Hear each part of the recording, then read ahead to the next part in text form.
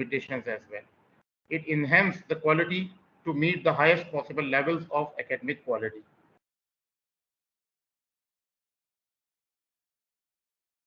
Now, the question is, why have a program review? Basically, graduate program review is an effective tool that evaluate the status and the effectiveness and the progress of all of our academic programs. There are several benefits. Basically, the short and brief answer to this question, that why we actually have the program review, is that it is a mandatory and a must requirement from Higher Education Commission. So we have to go through this process. Otherwise, we will be in troubles in terms of violation of the HEC rules. So besides that, for us, there are several benefits in this review. For example, it gives us an opportunity to identify our strengths, weaknesses, and the needs of our academic programs. The review also helps us to set us the priorities, goals, and the direction for the future. It ensures that the overall academic programs and the budget decisions are actually based on the real-time data and the information. The logical results of a good review is the improvement in terms of faculty, student resources, curriculum, and the academic reputation of our programs. Next. Now, what does the GPR includes? इसके अंदर क्या चीजें शामिल हैं? ठीक है ना? Basically, it is a review process done by reviewers who examines the existing evidence and the information to determine how well we adhere to the HEC policies and their criteria. So basically, the first step is the collection of the data on HEC prescribed templates and the formats. Then, once the data is collected and intimated to the Higher Education Commission, the HEC Quality Assurance Division then constitutes a review committee or the team that comprises of the most eminent professors in the field. Then this review committee visits the university and examines the data, information, and all the evidences provided by the university pertaining to the graduate programs. And after this review process, the visit findings are then discussed with the vice chancellor or the head of institution in their exec meetings.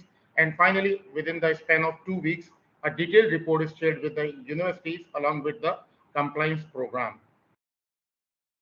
So what is needed at this stage?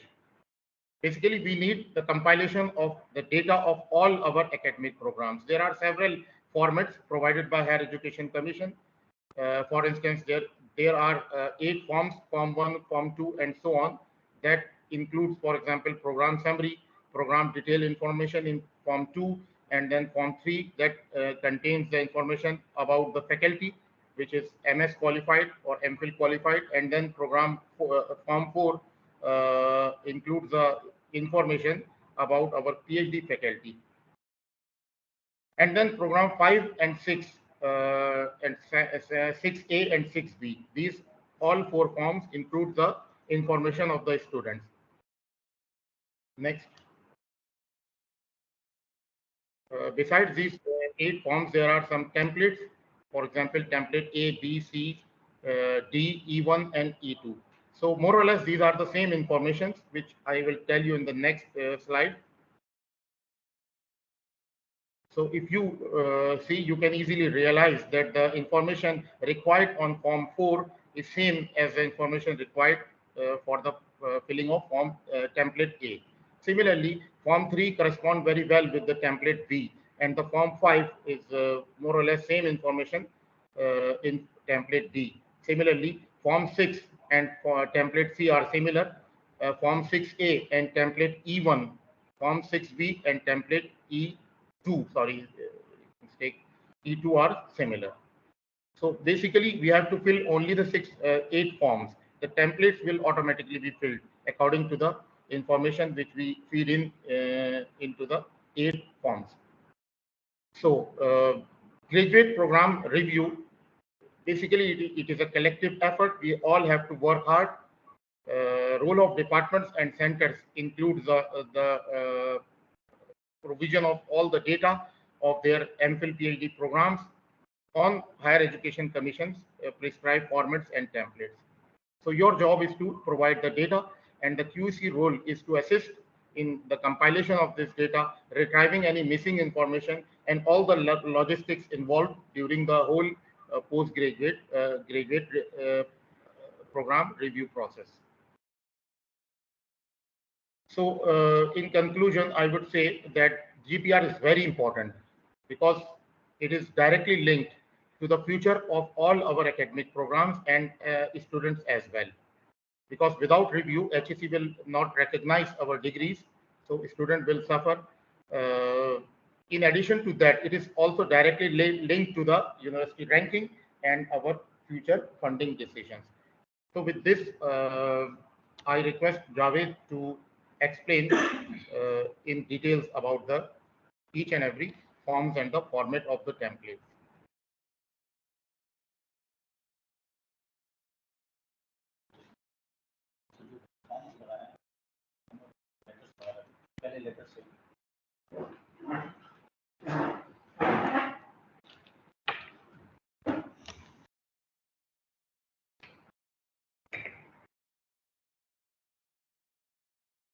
अस्सलाम वालेकुम honourable faculty members, ये जो doctor साहब ने brief presentation quality assurance agency QAA और quality assurance division QAD की जानिब से जो रिक्वायरमेंट हायर एजुकेशन कमीशन ने यूनिवर्सिटीज़ की being regulatory body of the Pakistan और हायर एजुकेशन जो उन्होंने भेजी है, उसकी जो टेम्पलेट्स हैं, अब उस पर हम फर्दन इस पर बाकायदा बात कर लेते हैं किस तरीके से उनको फिल आउट किया जाएगा या जो उनके सवालात हैं उनका जवाब किस अंदाज से देना है। क्वालिटी इन्हांसमेंट सेल ने मुताद्दिद मरतबा ऐसे प्रोग्राम्स जो 2013 अक्टूबर 2013 के बाद शुरू हुए हैं, उनके हवाले से आपसे हमेशा कुछ टेम्पलेट्स पहले ही शेयर किए हैं कि उनको डेफिनेटली तमाम किस्म के एकेडेमिया के हवाले से HEC से NOC की रिक्वायरमेंट है। अगर कुछ प्रोग्राम फर्ज कीजिए 2013 से पहले चल रहे थे और फिर दरमियान में किसी सबब से वहाँ एडमिशन्स नहीं हुए और ये जो पॉज था ये कंटिन्यू कर गया नेक्स्ट 2 ईयर्स के लिए, तो थर्ड ईयर में मजीद एकेडेमिया को कंटिन्यू करने के लिए आपको दोबारा से NOC के पैटर्न पर HEC से NOC लेना पड़ता है, क्योंकि ये तमाम प्रोसेसेस एक दूसरे के साथ इंटरलिंक्ड हैं और हायर एजुकेशन कमीशन का जो पाकिस्तान क्वालिटी फ्रेमवर्क है उसके साथ भी इंटरलिंक्ड हैं और वहाँ पर भी डाटा की एंट्री के हवाले से जो डिग्री का टाइटल है उसी वक्त एंटरटेन किया जाता है या उसी वक्त एंटर किया जाता है जब क्वालिटी इन्हांसमेंट सेल से ये डाटा प्रॉपरली जो कि फैकल्टी मेंबर देते हैं वो हायर एजुकेशन कमीशन के उस पोर्टल पर जो कि रिक्वायर्ड टेम्पलेट्स हैं उनके मुताबिक दे दिया जाए। तो लिहाजा हम अब बाकायदा अब वो तमाम प्रोग्राम्स, ये तो वो हो गए जो 2013 के बाद शुरू हुए या जो हॉल्ट का शिकार हुए या दरमियान में पॉज आ गया किसी वजह से। अब ऐसे प्रोग्राम जो 2013 से पहले के हैं और कंटिन्यूटी के साथ चल रहे हैं, उन्हें किसी किस्म की NOC की अलबत्ता ज़रूरत नहीं है, लेकिन ये पोस्ट ग्रेजुएट रिव्यू के अंदर उनका भी डाटा जिस भी लेवल पर लेवल 6, लेवल 7 और लेवल 8 पोस्ट ग्रेजुएट प्रोग्राम्स का आपको डाटा तमाम डिपार्टमेंट, तमाम सेंटर्स और तमाम इंस्टीट्यूट्स को शेयर करना है। क्यों शेयर करना है? उसकी वजह यह है कि ये उसको टेक्निकल सब्जेक्ट एक्सपर्ट हर डिपार्टमेंट और हर टेक्निकलिटी के हवाले से 4 दिन के लिए यूनिवर्सिटी ऑफ कराची को ये विजिट करेंगे और 4 दिन के अंदर गाहे बगाहे तमाम फैकल्टीज, तमाम सेंटर्स को उनकी फैकल्टी की जो फाइल है उसको प्रॉपर तरीके से देखेंगे, फिर स्टूडेंट्स फाइल्स को प्रॉपर तरीके से मॉनिटर करेंगे। वो स्टेप बाय स्टेप मॉनिटर करके उसकी एक रिपोर्ट मुरतब होगी जो कि डॉक्टर साहब ने फरमाया, और फिर वहाँ जो है उसका फैसला यकीनन वो ऑन मैट्रिक्स एंड मेजर्स की बुनियाद पे होगा और फिर कंक्लूड करके जामिया कराची के वाइस चांसलर से और फिर पब्लिकली भी अनाउंस कर दिया जाएगा कि वो प्रोग्राम इधर वो कंटिन्यू रह सकते हैं अकॉर्डिंग टू द क्राइटेरिया और minimum standards of higher education commission, या उनको फिलहाल किसी हवाले से होल्ड किया जा रहा है या परमानेंटली बंद किया जा रहा है। ये तमाम के तमाम चीज़ें इसमें इंटरलिंक्ड हैं और ये तमाम इसमें डिबेट की जाएंगी। Next please.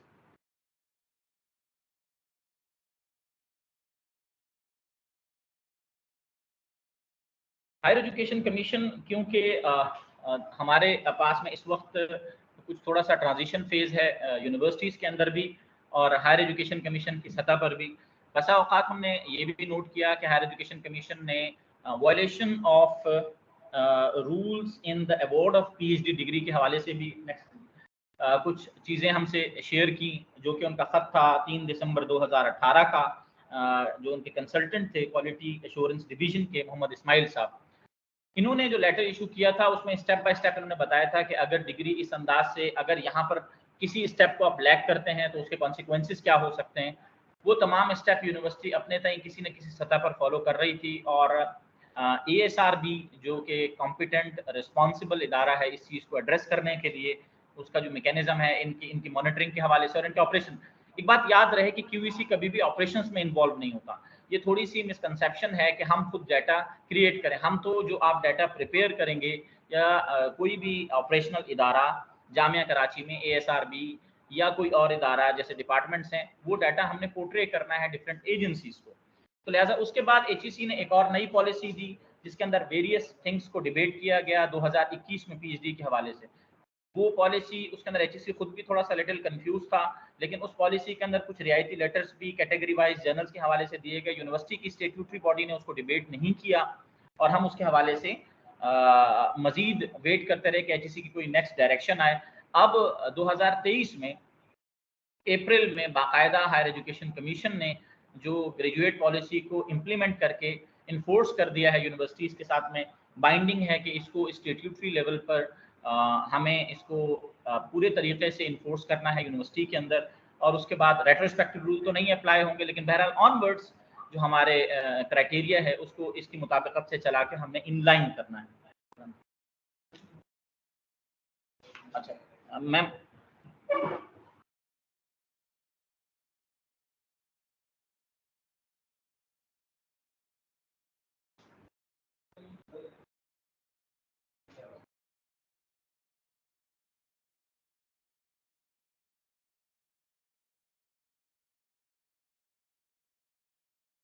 मैं स्क्रीन शेयर करता हूँ, मुझे परमिट कीजिए।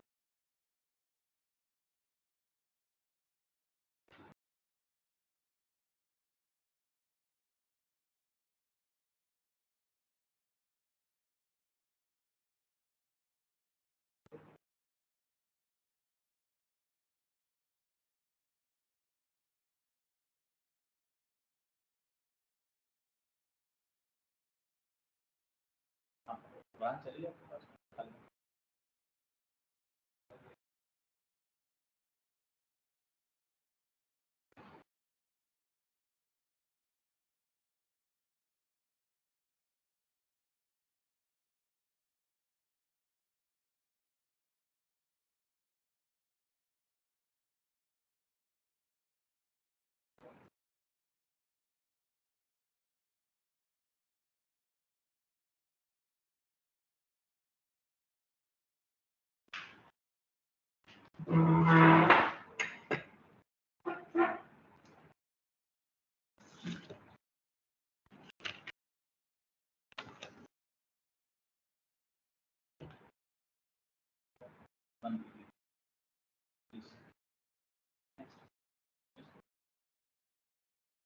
बंद।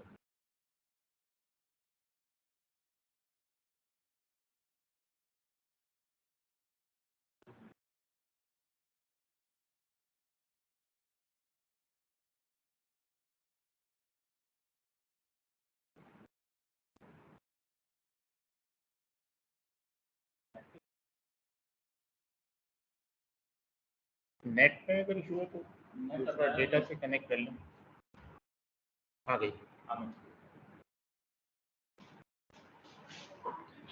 इंटरनेशनल जो अफेयर्स हैं, basically quality assurance agency United nation के जो रिक्वायर्ड पैरामीटर्स हैं, यानी सस्टेनेबल डेवलपमेंट गोल्स के जो 14 डिफरेंट गोल्स हैं यूनाइटेड नेशन के, यूनेस्को के, यूनिसेफ के साथ में इंटरलिंक। हायर एजुकेशन कमीशन के पास में वर्ल्ड बैंक की तरफ से ये टास्क होता है कि एकेडमिक विजन, एकेडमिक जितनी भी प्रोसेशंस हैं, एक्टिविटीज़ हैं, इन तमाम चीज़ों को एक दूसरे के साथ में इंटरलिंक किया जाए। और उसके लिए हमें जो ये क्राइटेरिया बसा औकात फॉलो करना पड़ता है, या जिस तरीके से हमें इसको लेके चलना पड़ता है, ये उसकी एक मिसाल है। आज हमारे पास में जो इसमें टॉपिक है अहम, जिस पर हम आज बात करेंगे। Objectivity of the PGR review के ऊपर बात करेंगे, डॉक्यूमेंटेशन की प्रिपरेशन है, कंटेंट जो समरी इंडिविजुअल प्रोग्राम्स के हवाले से है। आज भी एक फैकल्टी मेंबर ने ग्रुप पर ही सवाल किया था, हमने ग्रुप बनाया हुआ है, जो फैकल्टी मेंबर्स ऐड नहीं है काइंडली हमें बता दें, उन्हें भी मजीद ऐड कर लेते हैं, या जो फोकल पर्सन्स इसके हवाले से ऐड नहीं उन्हें ऐड कर लेते हैं। सवाल ये किया था कि डुप्लीकेशन ऑफ फैकल्टी से क्या मुराद है, उसका भी हमने ग्रुप पर ही जवाब दिया कि प्रोग्राम्स के लिए डेडिकेटेड फैकल्टी का होना ज़रूरी है। हाँ, इंटरनल अरेंजमेंट के ऊपर वर्कलोड अगर डिस्टर्ब नहीं होता तो फिर आप उसको शेयर कर सकते हैं। तो ये सारे हमारे बेसिकली सीक्वेंस ऑफ प्रेजेंटेशन है, जो इन तमाम स्टेप्स को 16 स्टेप्स को हम आपके साथ में शेयर करेंगे हर स्टेप्स के साथ।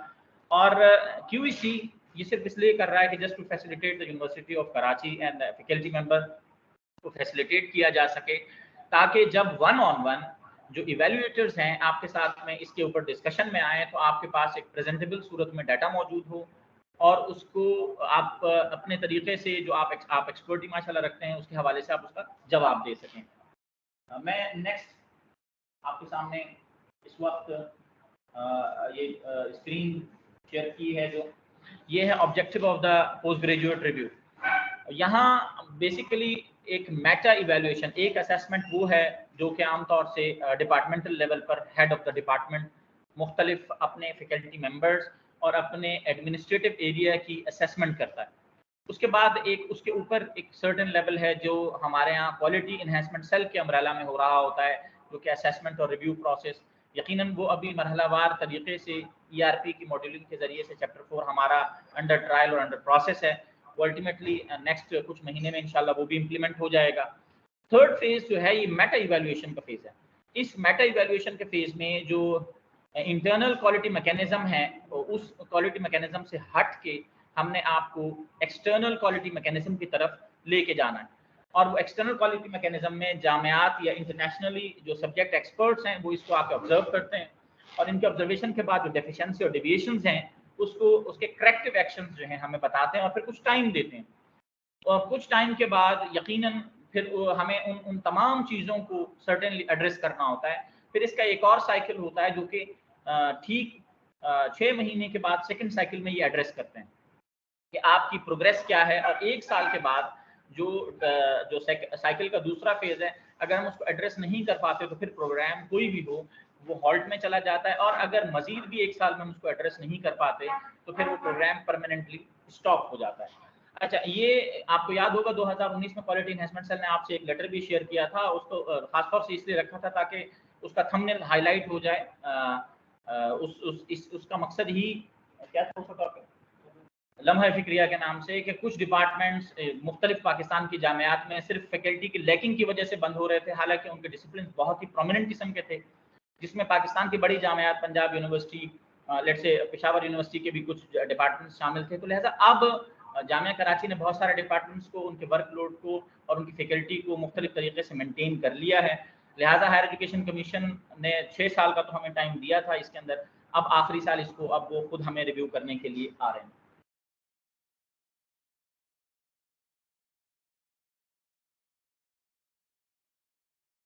प्रोसेस जो है डॉक्टर साहब ने आपको बता दिया है कि रिव्यू कंडक्ट होगा, वाइस चांसलर के साथ मीटिंग होगी, आपके ड्राफ्ट। अच्छा, ये जो ड्राफ्ट है, preparation of the draft report, अब ये ड्राफ्ट रिपोर्ट मिसाल के तौर पर हमारे पास में 54 डिपार्टमेंट्स हैं और इन 54 डिपार्टमेंट्स में 22 सेंटर्स हैं।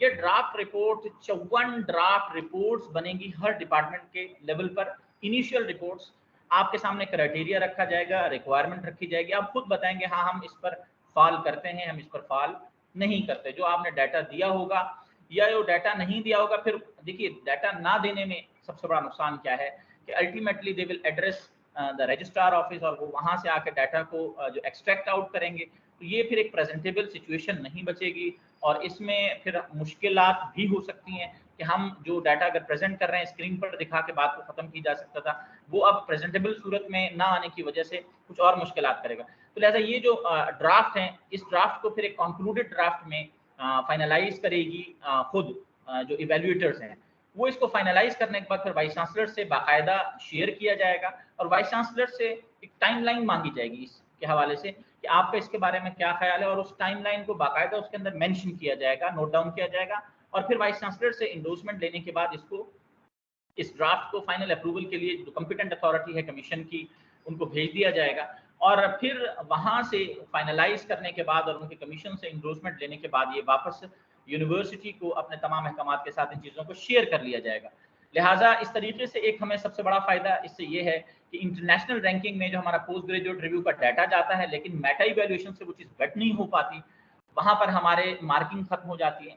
तो लिहाजा इसमें एड्रेस करने में हमें बहुत सहूलत मैसर आएगी।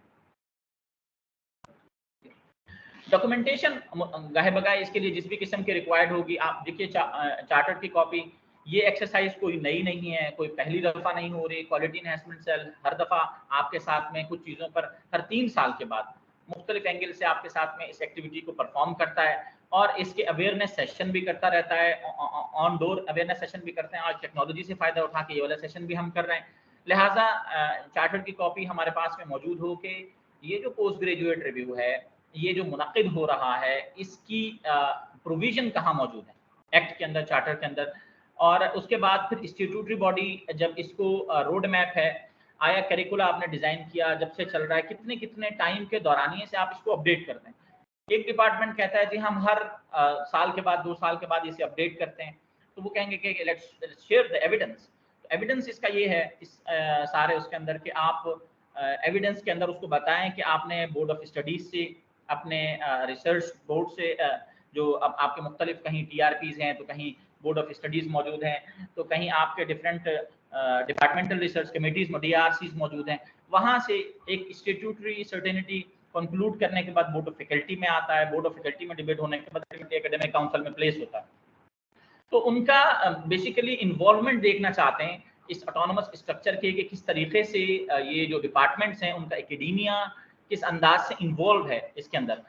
उसके बाद मैंने जैसे कि इब्तदान अर्ज भी किया था कि जो प्रोग्राम NOC के बिना चल रहे हैं और 7 नवंबर 2013 के बाद मैदान में आए हैं और डिग्री की इशुएंस का आगाज़ शुरू हुआ है, या launching of program, commitment of the program जो शुरू हुआ है, अल्टीमेटली अगर वो बगैर NOCs के चल रहे हैं तो वो इस वक्त अलार्मिंग सिचुएशंस में आ सकते हैं। उसके बाद आपके स्कॉलर्स का डाटा जैसे कि हमने आपसे शेयर किया था और आपके पास में अभी CIC इस मरहले से गुजर के गई है कि जहां फैकल्टीज ने अपना डाटा मुरतब किया है, यानी अपनी सीवीज मुरतब किए according to the criteria of HEC, वो आपके पास में बिल्कुल रेडी फॉर्मेट में मौजूद है। तो वो इसके साथ इंटरलिंक होके वहाँ पे जो है आपकी एक्सपर्टीज को प्रॉपर्ली एक्सप्लेन किया जा सकेगा। अच्छा, एक मसला इसमें ये है कि फैकल्टी का मुताद्दिद सर्टेन इश्यूज के साथ डाटा इंटरलिंक्ड है HEC के अप्रूव सुपरवाइजरशिप पर भी, जहाँ HEC का पोर्टल बनता है वहाँ पर भी ये डाटा शेयर है। लिहाजा उस डाटा को जो यहाँ पर मौजूद होगा या ये एक्सपर्टीज जो यहाँ मौजूद होंगे, इनको HEC के प्रोवाइडेड डाटा से काउंटर पार्ट करके चेक भी किया जाएगा। तो ये तमाम डॉक्यूमेंट इस हवाले से हमें जो है इसमें रिक्वायर्ड होंगे, और हमें बेसिकली रिक्वायर्ड नहीं है ये सर्टेनली जो हम बता रहे हैं फॉर्मेट्स के अंदर, ये HEC को रिक्वायर्ड है हार्ड एंड सॉफ्ट फॉर्मेट में। हार्ड ये इसलिए कि उसको विजिट किया जा सके, और सॉफ्ट अगर प्रॉपर्ली उसका ख्याल करके किया जा सके तो सॉफ्ट से भी ये काम चल जाएगा। मिनिमम क्राइटेरिया जो आपसे रिक्वायर्ड किया जाता है किसी भी प्रोग्राम के लॉन्चिंग के हवाले से या कंटिन्यूटी के हवाले से, as per the graduate policy 2023 और एज पर द जो 2016 का इस्माइल साहब का लेटर है इस 18 का, उसके हिसाब से हमें 2 faculty relevant, 2 PhD faculty relevant चाहिए MS प्रोग्राम MPhil के लिए, और 3 PhD प्रोग्राम के रन करने के लिए रेलेवेंट फैकल्टी चाहिए। और रेशो का ख्याल रखते हुए फैकल्टी स्टूडेंट रेशो को हमने 1:12 से बढ़ने नहीं देना। अच्छा, अब यहाँ पर एक उस्ताद के पास में मुतादिद तलबा हैं जो कि इस रेशो से डिस्टर्बेंस होती है, तो ये रेशो बेसिकली बेस्ड करता है ऑन द एयर कंपोनेंट, और एयर कंपोनेंट से मुराद यहाँ है कि लास्ट 3 ईयर का वर्कलोड एवरेज निकल के अगर इस सूरत में आ रहा है तो फिर ये रेशियो एक्सेप्टेबल है। यानी आज अगर किसी के पास में तलबा कम है, पिछले साल ज़्यादा थे, तो अगर ऑन एवरेज ये चीज़ निकल के आती है, फैकल्टी रेशियो मेंटेन हो रहा है PhD में 1:5 का या 1:12 का ऑन MS एंड MPhil, तो ये एक सफिशिएंट हमारे सामने फिगर आउट होती है।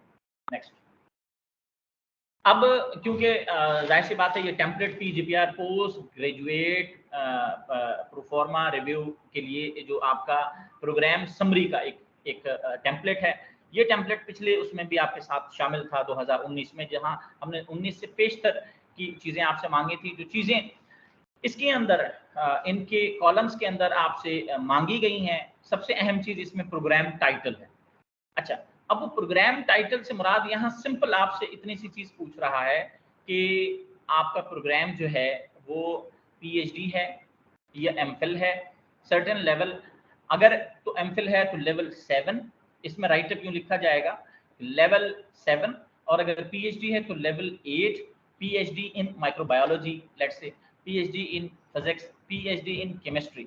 आप फर्दर अगर टेक्निकल स्पेशलाइजेशंस हैं उसके अंदर, तो आप विद द सर्टेन स्पेशलाइजेशन और विद द एलाइड स्पेशलाइजेशंस उसके नीचे ऐड कर देंगे, क्योंकि वो एलाइड स्पेशलाइजेशन डिपेंड करती है डिपार्टमेंट टू डिपार्टमेंट।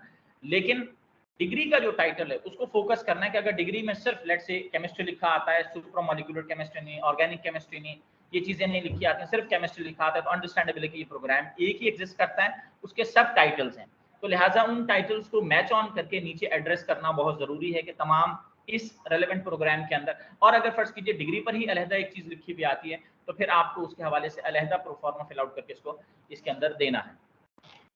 दूसरा सवाल इसके अंदर डिग्री टाइटल का है। तीसरा, number of student currently enrolled, कितने इस वक्त करंटली इनरोल्ड हैं, एडमिटेड हैं, यानी इनरोल्ड से मुराद आज की तारीख में अगर उनको इनरोलमेंट नहीं मिला है लेकिन वो एडमिट हो चुके हैं, तो करंटली नंबर ऑफ स्टूडेंट कितने इनरोल्ड हैं, number of PhD and MS qualified relevant faculty कितनी है, डेट ऑफ लॉन्च कब हुआ था, 2010 में हुआ था, 2001 में हुआ था, 4 में हुआ था, 3 में हुआ था, ये आपका इस तरीके से। और फिर सिर्फ आपसे लॉन्चिंग नहीं मांग रहा, डेट के बाद इसके कलेक्टिव एविडेंस मांग रहा है। वो एविडेंस किस तरीके से मांग रहा है कि आपको बताना है कि इसकी हमारी फलानी एकेडमिक काउंसिल से या स्टैट्यूटरी बॉडी से ये किस तरीके से हुआ था, या फर्ज कीजिए बसा औकात ऐसा भी होता है कि कुछ प्रोग्राम्स का हम आगाज ऐसे करते हैं कि वाइस चांसलर से इजाजत लेके उसको रिपोर्ट कर देते हैं, या रिपोर्ट हो के हुआ था, तो ये तमाम हमें बैकग्राउंड इस कॉलम के अंदर मेंशन करना है। फिर एनओसी आपके ऊपर एप्लीकेबल थी या नहीं थी, 2013 के बाद शुरू हुआ तो डेफिनेटली एप्लीकेबल थी। आपने वो एनओसी की डेट देनी और वो बताना है उसके हवाले से कि ये एनओसी का लेटर है और ये हमने एचईसी से एनओसी इसका ले रखा है, और अगर नहीं तो आप नॉट एप्लीकेबल लिख लेंगे। प्रोग्राम डिटेल के अंदर उस प्रोग्राम की जैसे कि ऊपर करिकुला और syllabi, there is a difference between the curricula and syllabi. एक तमाम चीज को आप क्रेडिट आवर्स के हिसाब से अगर मेंटेन करके चलते हैं तो दैट इज एक्चुअली योर करिकुला, ठीक है, और उसको उसके हिसाब से आपने पूरा ड्यूरेशन बताना है, टोटल क्रेडिट आवर्स बताने हैं, और एडमिशन रिक्वायरमेंट जो आप एडमिशन के हवाले से, ये चीजें जर्नलाइज हैं, ये तमाम डिपार्टमेंट्स एक ही तरीके से प्रोस्पेक्टस से ये चीजें मिल जाती हैं, लेकिन क्योंकि इनका मकसद ये है कि डिपार्टमेंट एक कस्टोडियनशिप जो है अपने पास में रखता है और एक एडमिनिस्ट्रेटिव कस्टोडियनशिप अपने पास में रखता है according to the rule of law, तो इनका कहना ये है कि डिपार्टमेंट भी सर्टेनली स्टूडेंट्स का डाटा, स्टूडेंट फाइलिंग किस तरीके से मेंटेन करता है, तो ये वहां आपसे चेक करेंगे। Next please. ये सब तमाम सवालात बेसिकली पीजीपीआर प्रोफार्मा 1 एंड 2 में आपसे किए गए हैं। नंबर ऑफ पीएचडी फैकल्टी कितनी है, नंबर ऑफ, ये एक समरी है क्योंकि दैट्स बात है, इस वक्त सिर्फ नंबर पूछे जा रहे हैं आपसे। Number of MPhil qualified faculty कितनी है, number of enrolled student in total कितने आपके पास में। प्लेजरिज्म पॉलिसी के हवाले से आपके पास में स्टैट्यूटरी अप्रूवल, अभी most recent plagiarism policy HEC ने इसको रिविजिट किया है। पुरानी पॉलिसी हमारे पास में 2007, फिर 2011, फिर 2013, ये पॉलिसीज हमारे पास मकद एकेडमिक काउंसिल से मंजूर शुदा पॉलिसीज हैं। हम उसको प्रैक्टिस करते हैं। इसका तरीक़ाकार प्रैक्टिसिंग का ये है कि उस्ताद को हमने टर्निटिन पर अकाउंट्स दे रखे हैं टर्निटिन एडमिनिस्ट्रेटर की जानिब से, और फिर उसके बाद उसकी जो मॉनिटरिंग है ये थर्ड फेज मॉनिटरिंग कहलाती है। एक्स्ट्रा अदर देन जो यूनिवर्सिटी क्यूईसी के जरिए से मॉनिटरिंग करवाता है, वहाँ प्लेजरिज्म के जरिए से काउंटर चेक होती है चीज़। फिर यूनिवर्सिटी ऑफ कराची उसके एक सर्टिफिकेट और आईडी मेंटेन करता है, फिर उस आईडी का डाटा रिकॉर्ड मेंटेन करता है। तो ये तमाम स्टैट्यूटरी अप्रूवल के साथ में ये एक्सरसाइजेस होती हैं। लेकिन यहाँ आपसे पूछ रहा है कि प्लेजरिज्म पॉलिसी कौन सी आपके पास में एप्लीकेबल है, आप 2013 की पॉलिसी इसके अंदर बता देंगे। Publication policy duly approve from, publication policies HEC ने अपनी दे रखी हैं। इन लेटर्स में भी मुताबिक मतलब एचईसी जो प्रमोशन पॉलिसीज अपनी बताता रहता है कि क्या क्या रिविजिट हो सकता है या किस तरीके से हो सकता है, लेकिन एचईसी की अपनी कुछ पब्लिकेशन पॉलिसीज हैं। अगर यूनिवर्सिटी ने उससे एक बेस लाइन से ऊपर की कोई पॉलिसी बनाई हुई है, कुछ ऐसी चीजें हैं, तो वो आप इसमें बता सकते हैं जो कि जनरलाइज। फॉरेन इवेल्युएशन के हवाले से थीसिस एडॉप्टेशन जो कंट्रीज हैं आपके लास्ट 3 इयर्स में क्यूसी ने मुताबिक खत लिखे हैं, आप लोगों को इन्फॉर्मेशन भी देते रहते हैं कि उन्हीं कंट्रीज को सिलेक्ट करना है जो कंट्रीज उनके 14 लिस्टेड कंट्रीज हैं जो कि टेक्नोलॉजिकली एडवांस कंट्रीज हैं। उन एडवांस कंट्रीज का डाटा सिलेक्शंस में आप उनको भेजते हैं या नहीं भेजते। ये तमाम 2016 की पॉलिसी में, 2018 की पॉलिसी में और फिर अब 2021 और फिर 2023 की पॉलिसी में भी इन एडवांस कंट्रीज को जो है बाकायदा एड्रेस किया गया। Next please. General information corners, मिसाल के तौर पे अब जनरल इंफॉर्मेशन कॉर्नर्स में आपका जो प्रोग्राम डिटेल प्रोफार्मा, हमने PGPR2 का बाकायदा जो प्रोफार्मे का नाम है, ये प्रेजेंटेशन भी आपसे शेयर कर लेंगे। जो PGPR2 है उसके अंदर जिस तरीके से आपके सामने प्रोफार्मा है, नेम ऑफ द प्रोग्राम, आप सबसे पहले यूनिवर्सिटी का नाम, फिर नेम ऑफ द प्रोग्राम, तो आपके प्रोग्राम का स्पेसिफिक नेम है उसको आपने बताना। अच्छा, इससे फायदा क्या होगा? इससे फायदा ये होगा जो ये जो इन्फॉर्मेशन आप प्रोवाइड करेंगे, जो PQR जो अटेस्टेशन के लिए बच्चा जाता है, तो वहां पर भी इस इन्फॉर्मेशन को HEC ऑटोमेटिकली फिर अपडेट करेगा, रिविजिट करेगा कि इसके किसी नोमेनक्लेचर में किसी किस्म की चेंजेस तो नहीं आई। अच्छा, फर्ज कीजिए एक प्रोग्राम जो है आपके यहाँ चल रहा था किसी और नाम से, लिटिल नाम चेंज करके आपने उसको दूसरा नाम देके चला दिया, ये भी आप नहीं कर सकते without the statutory approval. Statutory approval लेने के बाद आपको HEC को बाकायदा इसकी इन्फॉर्मेशन और NOC के लिए अप्लाई करना था। तो इस चीज़ का ज़रूर ख्याल रखिएगा कि ये जो नोमेनक्लेचर या टाइटल्स हैं प्रोग्राम के, ये 2013 से पहले से सिमिलर कंटिन्यूटी के साथ में चल रहे हैं। अच्छा, डिपार्टमेंट, फैकल्टी, टाइटल, डिग्री के प्रोग्राम का जो टाइटल है वो ट्रांसक्रिप्ट पर किस अंदाज से आ रहा है, नोटिफिकेशन, जो डिपार्टमेंटल नोटिफिकेशंस हैं या उसके हवाले से, या उस वक्त जो नोटिफिकेशंस निकले थे, जो प्रोसीडिंग्स होती हैं ऑफिशियल प्रोसीडिंग्स, वो कैसी चलती हैं, ये आपकी चेक की जाएंगी। टाइटल ऑफ द स्पेशलाइजेशन, यहाँ थोड़ा सा इशू है, जैसे कि मैंने अर्ज किया, केमिस्ट्री की मिसाल दी, फिजिक्स का है, माइक्रोबायोलॉजी का, एनवायरमेंटल माइक्रोबायोलॉजी है, वेक्टर जो वायरोलॉजी वगैरह है, या पैथोलॉजी है, या एपिडेमियोलॉजी वगैरह, ये अलाइड फील्ड्स हैं, ये स्पेशलाइजेशन की फील्ड्स के जो उसके साथ में इंटरलिंक्ड है। लेट्स से तो इसी तरीके से आपके अपने मजमून की जो भी आप समझते हैं उसकी टाइटल ऑफ स्पेशलाइजेशन अगर डिग्री के साथ आप लिखते हैं या कहीं ट्रांसक्रिप्ट पर उसको मेंशन करते हैं, तो वो काइंडली इस उसके अंदर हमें आपने PGR2 के प्रोफार्मा में इन्फॉर्म करना। Next please. ये प्रोफार्मा क्योंकि अब कंटिन्यू करता है, उस सारी सूरत हाल के अंदर हमने आपको एक लेटर भी ईमेल के जरिए से आगाह किया था। ये ईमेल हमारी 30 अगस्त 2023 की ईमेल है, जिसके अंदर हमने बाकायदा आपको मेंशन किया था कि कौन सा प्रोग्राम किस जो कंप्लायंस प्रोफार्मा है किसके साथ में इंटरलिंक करता है। लेट्स से हमने आपसे कहा था कि PGR जो प्रोग्राम प्रोफार्मा है ये सिमिलर है, ये उसके साथ टेम्पलेट 8 इसी के साथ यही बताया था जी। हाँ, तो ये हमने आपको ईमेल के जरिए से ही, मैं थोड़ा सा आपसे इसका दिखाई भी देता हूँ आपको, ये आपके पास ईमेल आई हुई है 30 अगस्त 2023 की 4:21 पे। PGR1 प्रोग्राम समरी प्रोफार्मा, ये program summary proforma basically linked है आपके टेम्पलेट ए के साथ में, यानी दोनों में मोर और लेस सवालात एक जैसे हैं, मोर और लेस चीजें एक जैसी पूछी गई, लिहाजा एक ही पर प्रॉपर मेहनत करके उसी डाटा को, उसी किस्म के सवालात के जवाब को आपने वहां पेस्ट करना है। अब ये दो चीजें यूं इस अंदाज से क्यों पूछ रहा है? एक्चुअली पूछ इसलिए रहा है कि HEC ने यूनिवर्सिटी ऑफ कराची पर डिपेंड किया है मुख्तलिफ इश्यूज पर कि आप इसकी जो एकेडमिक प्रोग्रेस है इन अकॉर्डेंस कर रहे हैं, रूल ऑफ लॉ को मेंटेन करते हुए कर रहे हैं, तो लिहाजा उस कंप्लाइंस को वो री इवैल्यूएशन के लिए एक्सटर्नल बॉडीज को भेजते हैं यूनिवर्सिटीज के अंदर, और हमारे पास में भी डाटा आता रहता है इस अंदाज से।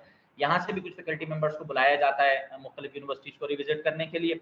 तो ये जो PGPR1 है is that much similar to the compliance क्या जो प्रोफार्मा है टेम्पलेट है उससे मुताबिकत रखता है। फिर approval of the statutory body के नोटिफिकेशंस, इसके अंदर आपने डॉक्यूमेंटेशन अटैच करनी, ड्यूरेशन ऑफ द प्रोग्राम की बाकायदा नोटिफिकेशन का जो एनेक्सर्स बनाएंगे काइंडली उसका एनेक्सर इसी अंदाज से बनेगा, क्योंकि अगर आपने एनेक्सर को इस नंबरिंग से रेलेवेंट नहीं रखा तो वो एक फिर दोबारा से एक मुश्किल का शिकार हो जाएंगे कि मुख्तलिफ पूरी यूनिवर्सिटी के एनेक्सर्स जो है उसके साथ जब वो पूरी तरीके से देख रही होगी एक दूसरी कमेटी, तो उनके लिए मुश्किल हो सकती है। Duration of the program, title, year of the commitment कब शुरू हुआ था, ये नोटिफिकेशंस चाहिए। एविडेंस फर्स्ट कीजिए कोई नोटिफिकेशन नहीं निकला था, जस्ट एकेडमिक काउंसिल में एक चीज एड्रेस हो गई थी, बोर्ड ऑफ फैकल्टी में एक चीज एड्रेस हो गई थी, उसका नोटिफिकेशन नहीं निकला था। दैट इज मच सफिशिएंट कि आप उन मिनट्स को जो कि एकेडमिक काउंसिल में जो चीजें दी गई थी, जहां डिबेट हुई थी, उसको हाईलाइट करके उस एनेक्सर को साथ आप लगा दें। डेफिनेटली मुतादिद फैकल्टी मेंबर ऑलरेडी इस प्रैक्टिस से गुजर चुके हैं और उनके ये चीज इल्म में है कि किस तरीके से इसको प्रोसेस करना है। लास्ट ईयर भी हमने काफी कॉम्प्रिहेंसिव एक्सरसाइज की थी, तो उनके लिए ये सवाल इतना मुश्किल नहीं होगा। नेक्स्ट। उसके बाद आपसे टोटल नंबर ऑफ जो MS MPhil फैकल्टी का ये जो पूछता है उसका देखिए एनेक्सर का डिटेल ऑन PGPR 3, यहाँ पर total number of MS MPhil faculty annexure बनाना है। लेकिन अब ये एनेक्सर किस चीज का है, ये जो प्रोफार्मा आपके पास मौजूद है ये बेसिकली ये वाला प्रोफार्मा PGPR 3 का, जहां आपसे प्रोग्राम फैकल्टी की इंफॉर्मेशन पूछी गई है, प्रोग्राम फैकल्टी की इंफॉर्मेशन, ये PGPR 3 का प्रोफार्मा है वो, और PGPR 4 का जो प्रोफार्मा है वो इसके एनेक्सर्स हैं, ऑलरेडी इस समरी के एनेक्सर्स हैं। जो एमफिल का है वो इसमें बता देंगे, जो PhD का है वो PGPR 4 का प्रोफार्मा है एनेक्सर X के तौर पे, वो 10 के तौर पे वो इसके अंदर नीचे बता देंगे। इसके साथ इनरोल्ड स्टूडेंट का प्रोफार्मा PGPR 6 है, और इनरोल्ड स्टूडेंट के जो PhD के जो इंफॉर्मेशन जो स्टूडेंट हैं आपके MS के स्टूडेंट हैं उनके लिए PGPR 5, और जो PhD के स्टूडेंट हैं PGPR 6 के ये स्टूडेंट इंफॉर्मेशन प्रोफार्मा है वो इसके एनेक्सर्स हैं। यानी ये समरी आपके जो अदर देन फिल करदा प्रोफार्मास हैं उनकी बुनियाद पे ये भर ली जाएगी। आखिरी प्रोफार्मा आपके 6A और 6B हैं।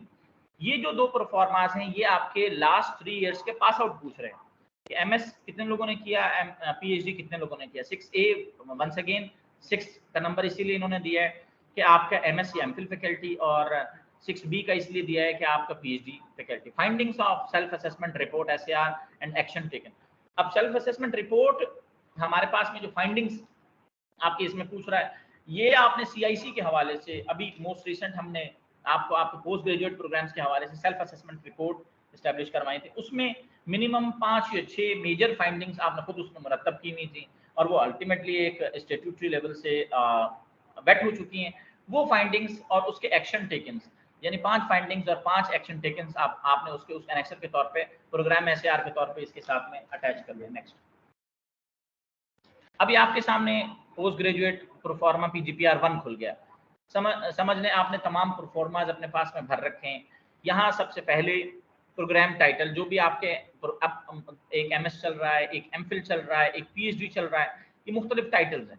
तो ये जो इस समरी के PhD और MPhil इक्विवेलेंट या PhD प्रोग्राम्स के जो टाइटल्स आपके पास में, टाइटल्स ऑफ डिग्री की बात हो रही है, टाइटल्स ऑफ द डिग्री की बात हो रही है, जो उस डिग्री पर टाइटल लिखा है उसके हिसाब से इन टाइटल्स को यहाँ मुरतब करें। स्टूडेंट्स आपके कितने इनरोल्ड हैं PhD में, MPhil में कितने इनरोल्ड हैं, फिर PhD के अंदर आपकी फैकल्टी कितनी है और MS फैकल्टी कितनी है, डेट ऑफ लॉन्च, PhD कब लॉन्च हुआ था, MPhil कब लॉन्च हुआ था, और अगर HEC के हवाले से कोई NOC इन पर एप्लीकेबल है यानी नॉट एप्लीकेबल, अगर नहीं है तो नॉट एप्लीकेबल लिख के ये प्रोफार्मा इस तरीके से PGPR 1 का कंक्लूड हो जाता है। Next please.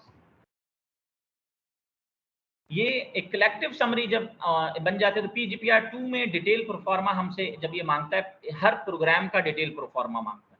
इसके डिटेल प्रोफार्मा के अंदर यूनिवर्सिटी की छोटी सी information, title of the degree, अब ये मिसाल के तौर पे डिपार्टमेंट, किसी भी एक डिपार्टमेंट का एक PhD प्रोग्राम आप ले लें तो ये हर प्रोग्राम के हवाले से 2 प्रोग्राम है तो ये 2 प्रोफार्मे फिल आउट होंगे। अगर आपके यहाँ 4 प्रोग्राम है तो इसके 4 प्रोफार्मे फिल आउट होंगे। लेट्स से अभी हम किसी एक प्रोग्राम को इंटाइटल करते हैं, सवालात के ऊपर मैं आपसे बाकायदा इस पर डिबेट कर चुका हूं। थोड़ा सा वहां इसको जूम कर सकते हैं हम।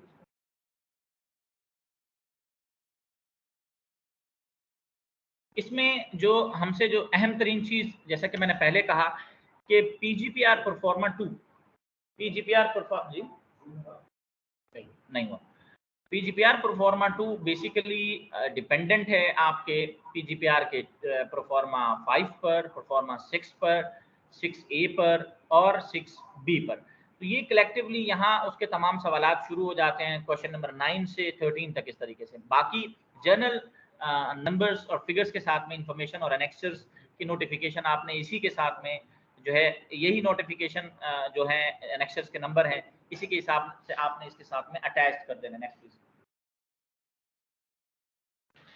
इसके बाद हमसे जो सवालात करता है PGPR 3 में, PGPR 3 और PGPR 4 मोस्ट इंपॉर्टेंट है, जो कि थोड़ा सा ट्रिकी किस्म की चीजें अब फैकल्टी मेंबर्स के हवाले से वो पूछने जा रहा है हमसे।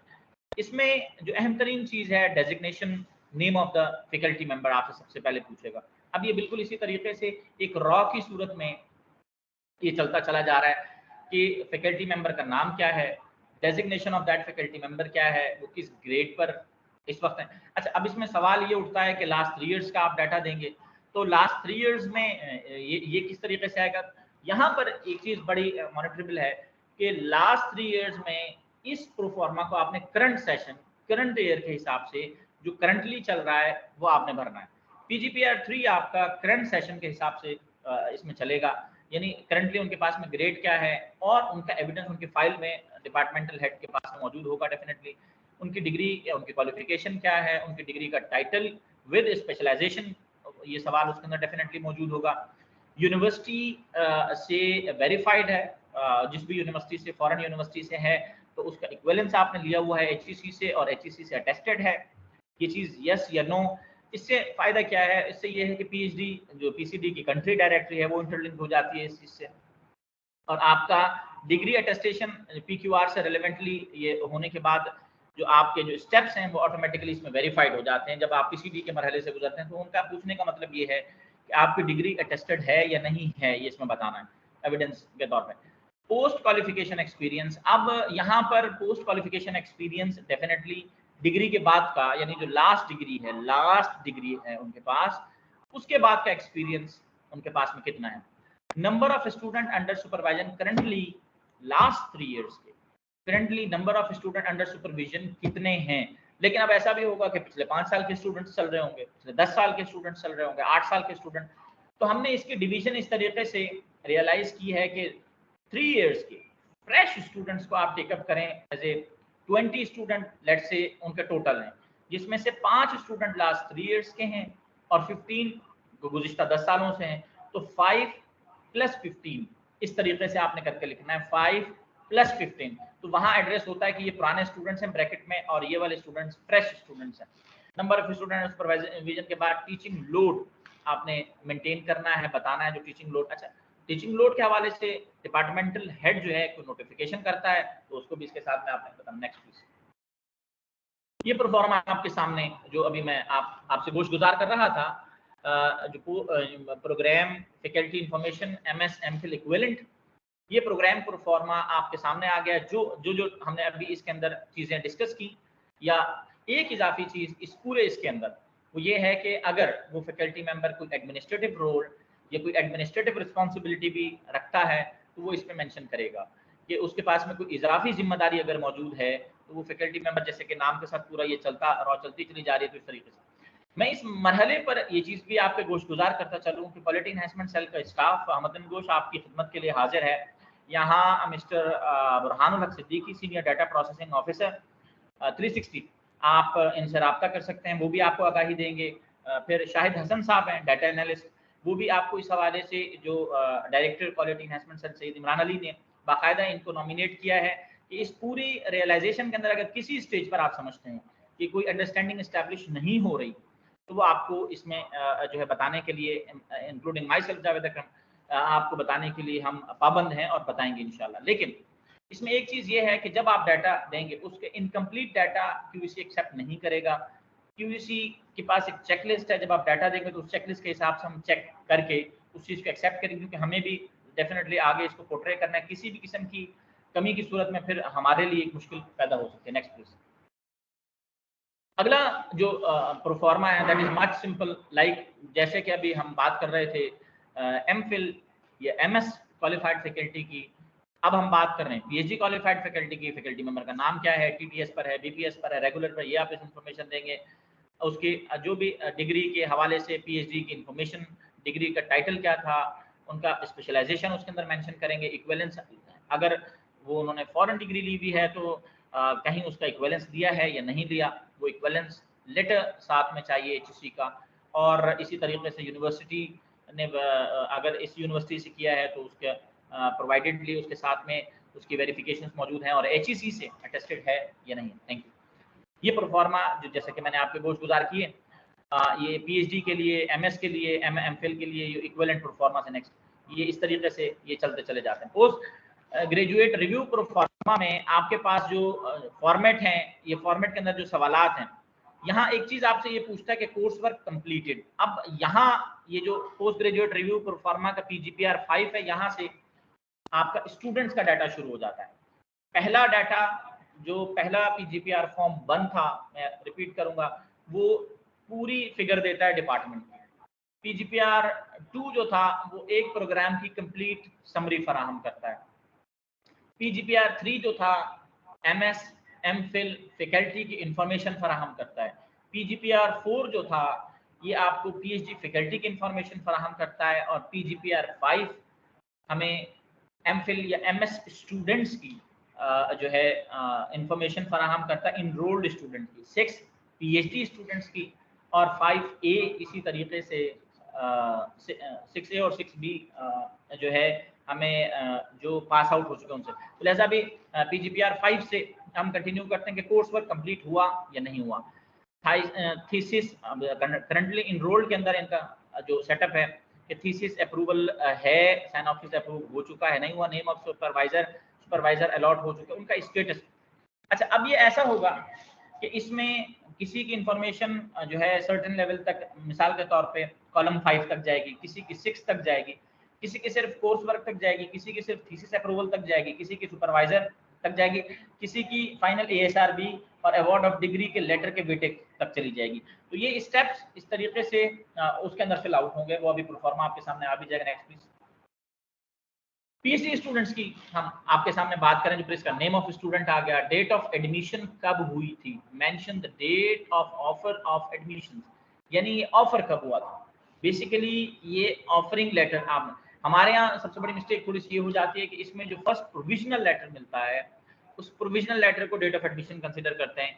HEC और एज पर प्रैक्टिस इसको ये कहता है कि आपने डेट वो बतानी है उसके अंदर कि जब आपने अखबार के अंदर इसको एडवर्टाइज करके इसको फर्स्ट टाइम जो है बताया था। 18 ईयर आप उससे पूछेगा कि आपने जब एडमिशन दिया है तो उसकी प्रीवियस क्वालिफिकेशन क्या थी, उसने क्या किया हुआ था, तो आप बताएंगे 18 साल मुकम्मल थे, कहेंगे यस।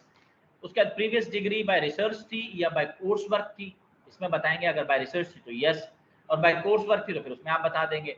प्रीवियस डिग्री का टाइटल क्या था, MPhil मैनेजमेंट साइंसेस था, MS मैनेजमेंट साइंसेस था, MPhil केमिस्ट्री था, फिजियोलॉजी था, फिजिक्स था, मैथमेटिक्स था, व्हाटएवर।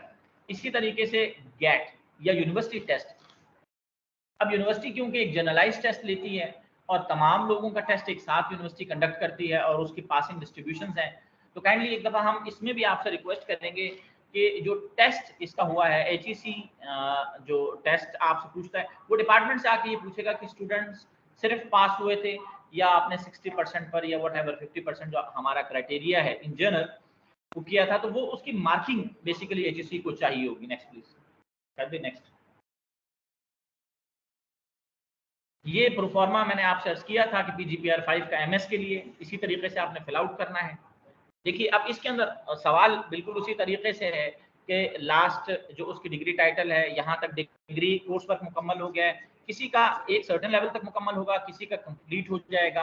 तो यहाँ जिस स्टेज पर करंटली लास्ट 3 इयर्स के स्टूडेंट्स जिस करंट स्टेज पर मौजूद हैं वो आपने इसके अंदर बता देना। Next please.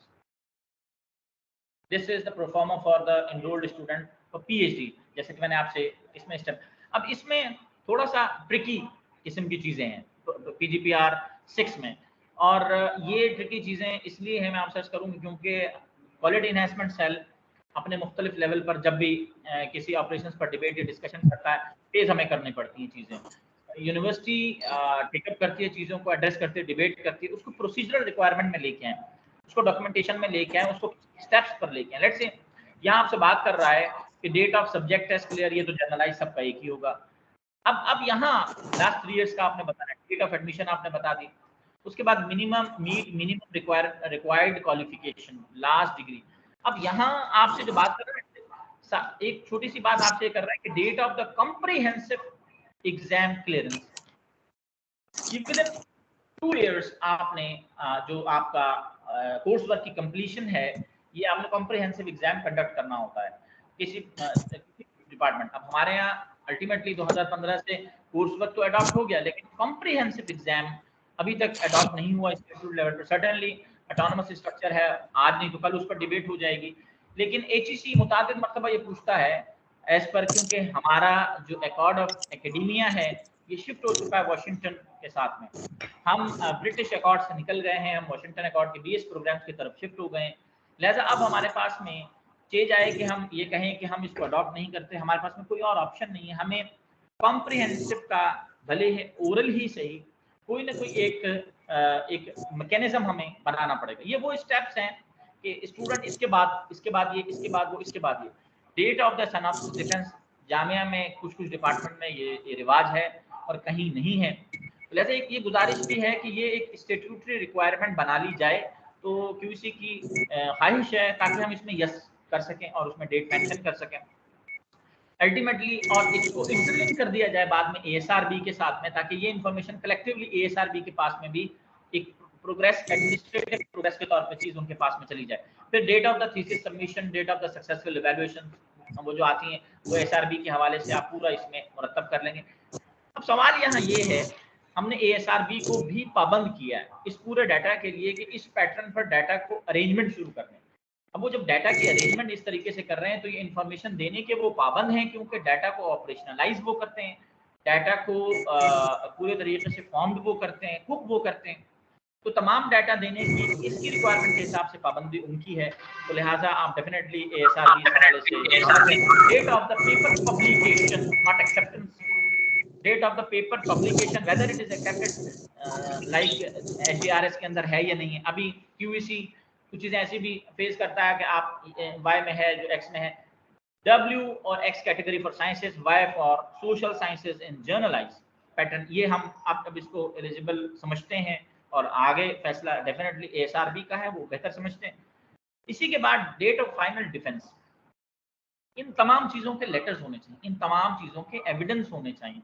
अगर एविडेंस किसी स्टेट्यूटरी फोरम पर यानी एएसआरबी ऑफिस में मौजूद है तो आप रेफर कर सकते हैं, लेकिन बहरहाल आपने मेंशन करना and name of the supervisor. Next please.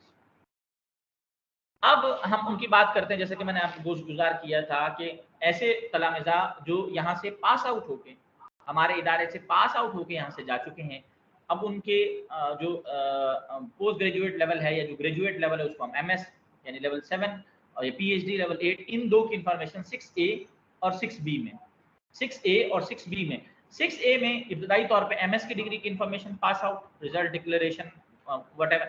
ये जो डेट ऑफ रिजल्ट डिक्लेरेशन है, बरान साहब इसमें क्या समझते हैं? डेट ऑफ रिजल्ट डिक्लेरेशन में आप क्या पीसीडी के प्रोफार्मा में किया करते हो?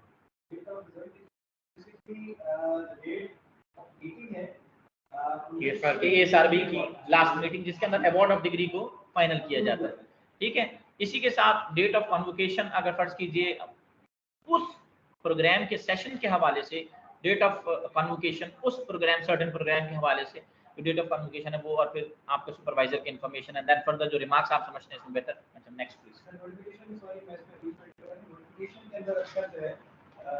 ये एक एम्बिग्यूटी आ जाती है कि नोटिफिकेशन से मुराद को सबके साथ ये समझते हैं कि जिस डेट नोटिफिकेशन इशू हुआ वो डेट ऑफ नोटिफिकेशन वो होनी चाहिए, जबकि date of notification for the award of PhD is the date on which the meeting has been conducted. Meeting has been, the ASRB meeting, the final ASRB meeting has been conducted. Next please.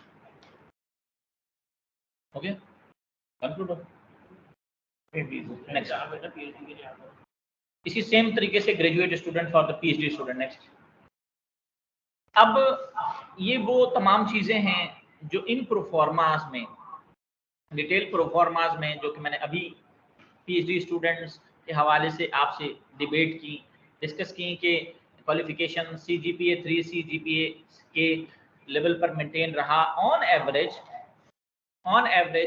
आपकी university की अपनी एक policy है for the semester, HEC बोलता है for the semester. HEC का कहना यह है कि आप 2 CGPA आउट ऑफ 4 मेंटेन करें, बट यूनिवर्सिटी इस स्टैंडर्ड से ऊपर भी जा सकती है। यूनिवर्सिटी ऑफ कराची ने इसको 2.5 मिनिमम के हिसाब से कहीं कहीं मैनेज 2.3, कहीं 2.4 और 2.5 के हिसाब से इसको मैनेज किया हुआ है। लेकिन HEC ने जो खास फोकस किया हुआ है CGPA के अंदर यहाँ PhD के हवाले से, that has to be 3 out of 4, 3 out of 4 minimum score. जो हम समझते हैं इसके अंदर, जो आप समझते हैं GRE के अंदर, अगर यूनिवर्सिटी खुद एडमिनिस्ट्रेट करती है, अब यूनिवर्सिटी खुद एक्सप्लेन करेगी इसको। QEC का काम आपको जस्ट इंफॉर्मेशन देना है जो HEC ने हमें गाइड किया, हम आपको इंफॉर्मेशन प्रोवाइड करें। मिनिमम स्कोर 70 है अगर यूनिवर्सिटी ने खुद टेस्ट लिया है। अगर जीआरई सब्जेक्टिव आपने एनटीएस सब्जेक्टिव दिया है तो 60% एनटीएस या किसी भी टेस्टिंग बॉडी के जरिए से तो उसके 60% को कंसीडर किया जाएगा। अगर यूनिवर्सिटी खुद अपने तौर पर टेस्ट ले रही है तो उसका पासिंग एरिया 70 होगा। अब यहाँ थोड़ा सा चीज़ें डिबेटेबल हो जाती हैं कि हमारा सब्जेक्टिव पोर्शन और इंग्लिश का पोर्शन अलहदा होता है और उनकी क्यूमुलेटिव मार्किंग का जो डिफरेंस है ये फैकल्टी एक्सप्लेन करेगी। आप डेफिनेटली अगर आपसे पूछा जाएगा तो आपको बताना होगा, इस वक्त तो पास ये उसकी सूरत हाल बताएंगे। Transcript highlight the complete 18 credit hours coursework before the comprehensive exam। यहाँ बच्चा अपना कोर्स वर्क मुकम्मल करे, उस कोर्स वर्क के मुकम्मल करने के बाद उसको आगे प्रोसीड नहीं किया जा सकता अनटिल और अनलेस जब तक उसके पास में कॉम्प्रिहेंसिव एग्जाम के साथ में उसके हाथ में मार्कशीट नहीं आ जाती, फर्दर चीजें प्रोसेस नहीं हो सकती। अब ये चीजें भी स्टेप बाय स्टेप फॉर्मलाइज होंगी। Next please. कॉम्प्रिहेंसिव एग्जाम जो है, यहाँ पर copy of the notification of exam, result, oral और रिटन, जिस भी अंदाज से आपने इसको रियलाइज किया है कि कॉम्प्रिहेंसिव एग्जाम होना चाहिए, मेरे ख्याल से ये शिफ्ट ओवर नई चीज है, ये चीज अरेंज हो सकती है, it's not a big deal. हम इसको डिपार्टमेंटल लेवल पर डीआरसी मौजूद है, इसको कुक कर सकते हैं, आप बेहतर समझते हैं जिस अंदाज से कुक करें, इसको आप कर सकते हैं। मिनिमम 2 चांसेस, दो दफा की सूरत हाल के अंदर आप इसको 2 अटेम्प्ट्स में बच्चे को जस्टिस कर सकते हैं। उसके बाद अगर वो होता है तो फिर वो रिवीजन में जाएगा, यहीं से प्रोसेस एकदम रिवीजन में चला जाएगा, फर्दर प्रोसीड नहीं होगा। Allocation of the supervisor copy of the notification, सिर्फ नोटिफिकेशन से काम नहीं चलेगा, एएसआरबी के मिनट्स भी चाहिए कि वहां डिबेट क्या हो रही है, चीजें उनको प्रॉपर तरीके से। अब कुछ ट्रांसफर स्टूडेंट्स भी आते हैं, आप ट्रांसफर स्टूडेंट्स को डील कैसे करते हैं, क्या डिबेट करते हैं, चीजों को किस तरीके से कुक आउट करते हैं, क्या एक ही चीज को मल्टीपल डिबेट करते हैं, विद इन कोर्स डिबेट करते हैं, विदाउट कोर्स डिबेट करते हैं, वो डिवीजन और डिबेट पूरी की पूरी एएसआरबी की मीटिंग के मिनट्स हमें यहाँ इसके अंदर आपको लगाने हैं। एंटी प्लेजिज्म पॉलिसी, उसका ड्राफ्ट वगैरह जो है वो पॉलिसी का नोटिफिकेशन आ जाएगा। If the time to completion degree has exceeded in any, अब एक्सीडेड केसेस के अंदर 3 एक्सीडेड केसेस की सूरत हाल है जहां पर एचईसी लिमिटेड रिलैक्सेशन देता है। तो सबसे अहम तरीन चीज है वो आपकी सबसे जो बड़ी जो चीज कहलाती है वो कोविड का इशू है। कोविड के अंदर एचईसी ने 2 रिलैक्सेशन दी हैं। इसके साथ एक कंप्लीशन फेज के अंदर, सबमिशन के फेज के अंदर बच्चा है तो वहां पर भी एक सर्टेन रिलैक्सेशन यूनिवर्सिटी दे सकती है। लिहाजा ये 2 कोविड की और एक ये इस किस्म की रिलैक्सेशन आपने प्रायर टू कंप्लीशन ये चीजें लेटर में जरूर मेंशन करनी है, ये एसआरबी का काम है अगर कहीं सर्टेन ऐसा केस होता है। Evaluation of the foreigner reviewers की कॉपीज और उनके नाम, अब डेफिनेटली ये डाटा भी एएसआरबी के पास होता है तो एएसआरबी बाउंड है ये डाटा आपको देने के लिए ताकि आप अपने पास इस इंफॉर्मेशन को मेंटेन करें डिपार्टमेंटल लेवल पर। Publication of the research paper in HEC recognized journals, ये डेफिनेटली हम गुज़िश्ता कोई 4 महीने से इसकी प्रैक्टिस कर रहे हैं और हमने काफ़ी चीज़ें इन्फोर्स की हैं आपके ताबून से, आप सबके मदद से। डेफिनेटली डायरेक्टर साहब भी शब रोज़ आपके साथ डिबेट में इस मामले पर रहते हैं कि X category for sciences and Y for the social sciences, ये आउट ऑफ क्वेश्चन है, इससे किसी भी किस्म का हम रिलैक्स अभी नहीं कर सकते। अल्टीमेटली जो नेक्स्ट अपकमिंग पॉलिसी है उसके अंदर तो 2 एक्स या वाई के एक्स या डब्ल्यू के जर्नल्स के ऊपर जो है ना होगा तो फिर मामला आगे बनेगा। लिहाजा लास्ट 3 ईयर्स का डाटा प्रीवियसली, अब इसमें अहम तरीन चीज ये है कि यहाँ पर पब्लिकेशन से काम चलेगा लेकिन स्टूडेंट की पब्लिकेशन में उसकी सीरियल की कोई बाइंडिंग फिलहाल 2016 या 2018 के ज़ाब्ता इखलाक तक नहीं है। ज़ाब्ता इखलाक तक नहीं है कि फर्स्ट ऑथर हो, सेकंड हो, थर्ड ऑथर तक एचईसी जो पीसीडी कंपोनेंट्स हैं वहां पर रिलैक्सेशन देता है और 2023 तक दी। नेक्स्ट। इसके बाद एचई क्वालिफिकेशन फॉर एमफिल, इसमें कोई नई चीज नहीं है। सिमिलर जिस तरीके से मैंने आपसे कहा कि ये डिग्री 16 साल तालीम के बाद शुरू होगी और पीएचडी 18 साल क्वालिफिकेशन के कंप्लीशन के बाद शुरू होगी, लेकिन यहाँ पर मिनिमम स्कोर गेट जर्नल देने के बाद 50% स्कोर अगर एचईआई टेस्ट में इंटरनल टेस्ट में उसने लिया हुआ 50%, एमएस के लिए एमफिल के लिए तो कंसिडरेबल है। एलोकेशन ऑफ सुपरवाइजर की कॉपीज आ गई, थीसिस जनरेटेड, ड्राफ्ट थीसिस वगैरह, ये तमाम चीजें अवेलेबल हैं एचईसी के रिपोजिटरी में। ये चीजें एचईसी भी क्यूसी भी दे रहा होता है। Next may exceed two or more days depending upon the number of program। अब जैसे कि मैंने पहले अर्ज किया, एचईसी से जब हमने जामियात का जो मेरा अपना एक्सपीरियंस रहा गुज़िश्ता 18 साल का QAA के साथ QEC में, मैं ये समझता हूँ कि 2 दिन का मिनिमम टाइम वो देते हैं, लेकिन इसको मजीद एक्सीड करते हैं वो 10 दिन तक भी। 10 दिन तक भी 2 बड़ी जामियात को उन्होंने एक्सीड किया है। ऑन एंड ऑफ वो आपके यहाँ जब तक उस डाटा को पूरे तरीके से मेजर ना कर लें, किसी भी एम्बिग्यूटी को अगर वो समझते हैं कि वो है, उसको एड्रेस ना कर लें, ये यूनिवर्सिटी की टॉप एडमिनिस्ट्रेशन परफॉर्मेंस में काउंट होगी।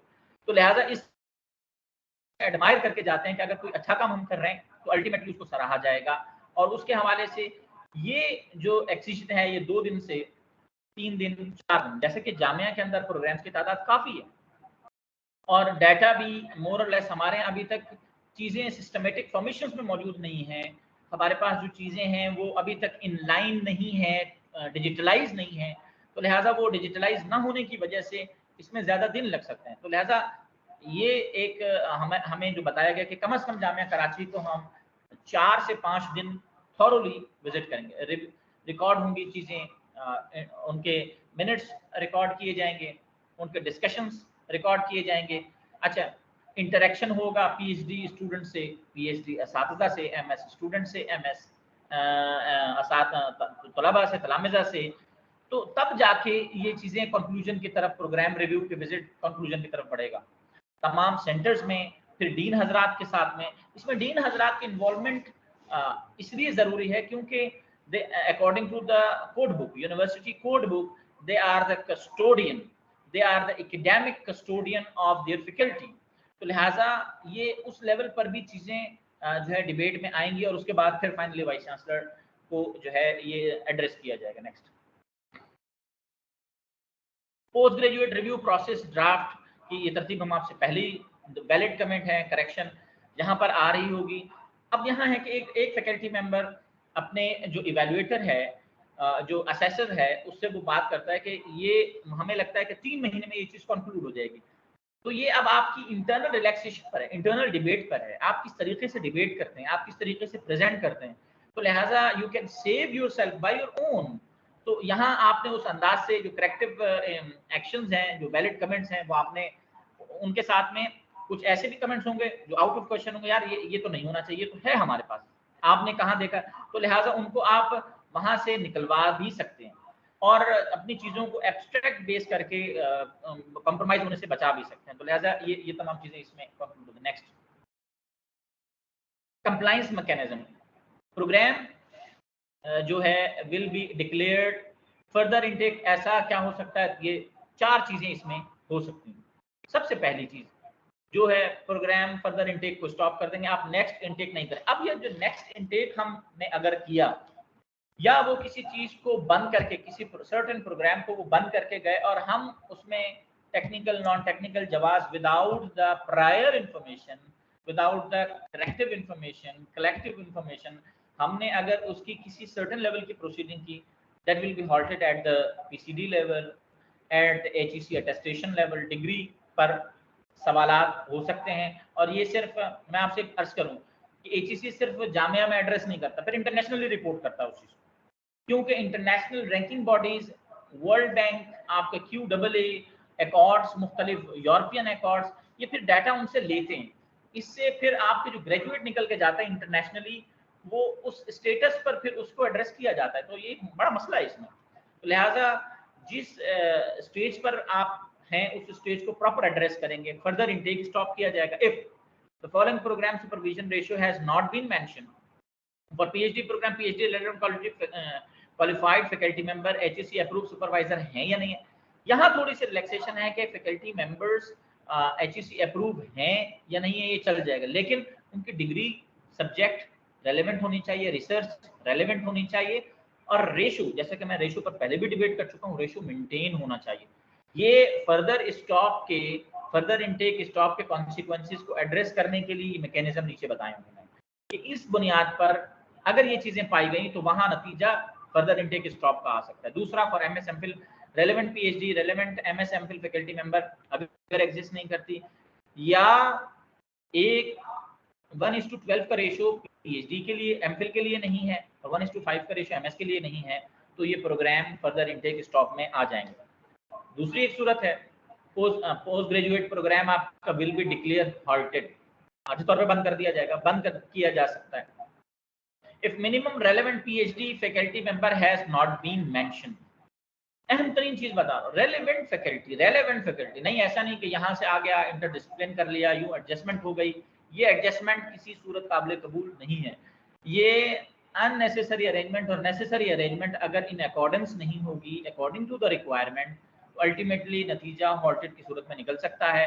फिर मिनिमम 3 रेलेवेंट जैसा कि बात की, तो इसके मोटे मोटी चीजें, इसमें मोटी चीजों पर ये नताइज आ सकते हैं। Next please. Area of improvement आपको इसमें डेफिनेटली बताया जाएगा और उसके बताने का तरीक़ाकार यही होगा कि नंबर आपके प्रोविजन पर चीज़ें उनको समझ में नहीं आ रही, इवेल्युएटर को समझ में नहीं आ रही कि आपके एक्ट में तो जर्नलाइज लिखा है या लिखा ही नहीं है कि आप ये प्रोग्राम स्टार्ट कर सकते हैं, या आपका प्रोविजन ही नहीं है। तो लिहाजा आप उसमें बताएंगे कि एक्ट डिपेंड करता है आपके स्टेट्यूट्स पर, और वो स्टेट्यूट्स हमारे इसको परमिट करते हैं that should be put from आपका जो सर्टेन स्टेट्यूटरी बॉडीज हैं, उनको राइट दिया गया है कि वो प्रोग्राम क्रिएट कर सकती हैं। तो लिहाजा ये जो पेज नंबर हमने आपको लास्ट टाइम भी ईमेल के जरिए से पीजीपीआर ईमेल आपके एमसीएन के उसमें मौजूद होगा 2019-20 में, जब हमने ये एक्सरसाइज कंडक्ट की थी, comprehensive door to door exercise conduct की थी मैंने जब हम गए थे। तो ये डाटा आपके पास में एक्ट और एविडेंस का वहाँ मौजूद होगा। पेज नंबर 41 पर ये चीज़ें बताई गई हैं, कोड बुक के अंदर भी 26 से ऑनवर्ड्स। पोस्ट ग्रेजुएट जो अगर देखेंगे कि आपका अप्रूव है स्टैट्यूटरी बॉडी से नहीं है, इस चीज़ को जरूर एड्रेस करेंगे, आपने ये चीज़ बतानी। फिर डेविएशन ऑफ एचईसी गाइडलाइन, अब मैंने आपसे अर्ज किया गाइडलाइन क्या है। गाइडलाइन एचईसी की 8 दिसंबर 2018 का violation of rules in the award of PhD degree, हम लेटर शेयर कर देंगे आपसे, तो उसके मुताबिक इसको देखेंगे ये चीज़ उसके मुताबिक है या उसके मुताबिक नहीं। फिर एक बात सरफ नज़र हो गई, माफ़ी चाहता हूँ, प्लेजरिज्म के हवाले से अगर कहीं फाइंडिंग्स पाई गई तो डेफिनेटली उसके हवाले से यूनिवर्सिटी एक्शन क्या लेती है, पेनल्टीज किस तरीके से एड्रेस की गई हैं, स्टेप्स क्या लिए गए हैं, वो डेफिनेटली एचईसी उसको भी देखेगा। आखिर में इनमें जो चीज़ें हैं जो प्रोग्राम फॉल नहीं करते थे एनओसी के अम्ब्रेला में, बट उनके लिए प्रोग्राम दरमियान में पॉज आउट हुए, तो अगर वो ये भी पूछ सकते हैं कि अच्छा लास्ट 2 ईयर्स में आपने डिग्री नहीं दी, अब दे रहे हैं आप, तो आपको एक वैलिड रीजन रखना है। और अगर 3 साल से ऊपर चला गया तो डेफिनेटली फिर आपने 3 साल के बाद दोबारा कंटिन्यू कर दिया, तो ये एक सवालिया निशान है। तो यहाँ पर भी आपने थोड़ा सा इन चीज़ों को अपने हिसाब से डॉक्यूमेंटेड करके रखना है।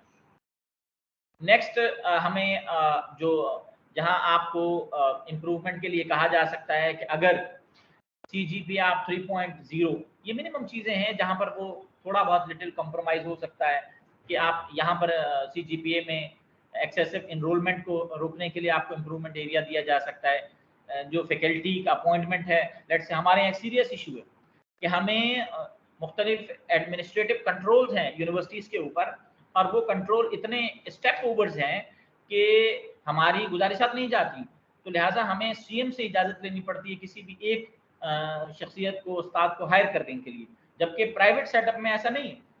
तमाम चीज़ें सेठ की मर्जी से चलती हैं, रेक्टर की मर्जी से चलती हैं, वाइस चांसलर की मर्जी से चलती हैं, बहुत आसान होता है। लेकिन जामियात जो कि पब्लिक सेक्टर जामियात हैं, उनके लिए बहुत मुश्किलात हैं इन तमाम चीज़ों में। लिहाजा इस चीज़ को भी सामने रखें कि हम बड़ी यूनिवर्सिटी होने के नाते हमारा जो हायरिंग गेज है वो बड़ा है, और फिर हमारे ऊपर जो एडमिनिस्ट्रेटिव कंट्रोल्स हैं वहाँ जो हिंड्रेंस आती हैं उनका एड्रेसल आपके पास होना चाहिए। रेगुलर स्टेट्यूटरी मीटिंग्स बड़ी इंपॉर्टेंट हैं। आप BOS की कितनी मीटिंग्स करते हैं, आपका आइन, आपका कानून, आपका जो कोड है वो आपसे कहते हैं कि एटलीस्ट आपकी 4 स्टेट्यूटरी BOS डिपार्टमेंटल BOS होने चाहिए। DRCs can be replace, but DRC committee और होती है, लेकिन अल्टीमेटली उसके मिनट्स, DRC के मिनट्स भी BOS में अप्रूवल होना चाहिए है।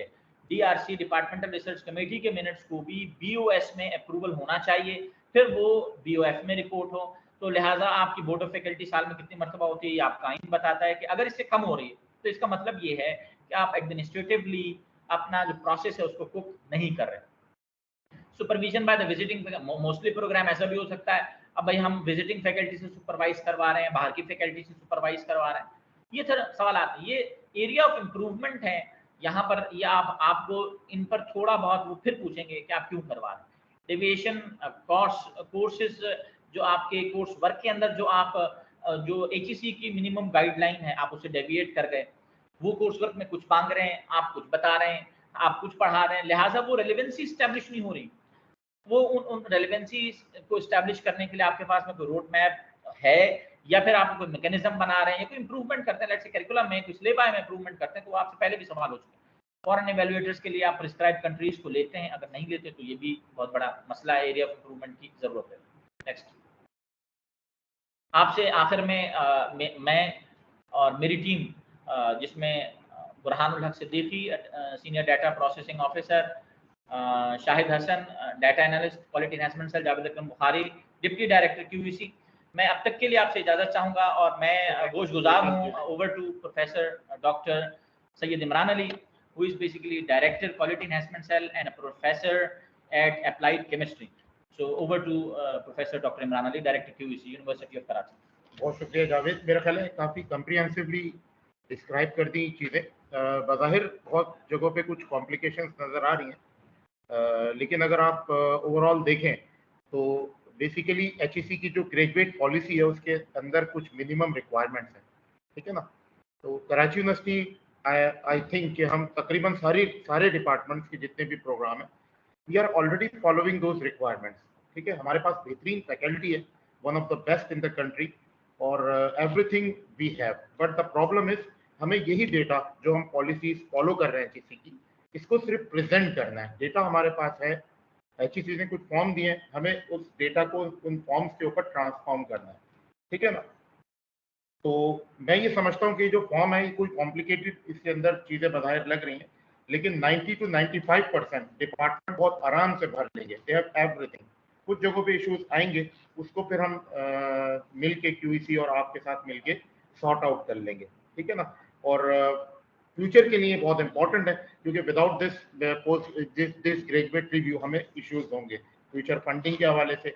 अगर हम अपनी यूनिवर्सिटी, हम कहते हैं कि हम one of the best institution है, बेहतरीन प्रोग्राम है, बेहतरीन फैकल्टी है, लेकिन ये चीज़ें हायर लेवल पर HEC के लेवल पर, गवर्नमेंट के लेवल पर प्रेजेंट होनी चाहिए। उसके लिए ज़रूरी है कि QEC के साथ मिलकर डिपार्टमेंट्स एज ए टीम काम करें और हम अपना डेटा जो कि ऑलरेडी हमारे पास है उसको प्रेजेंट कर दें उनकी रिक्वायर्ड फॉर्मेट में, जिसमें हमें बहुत बेनिफिट्स होंगे।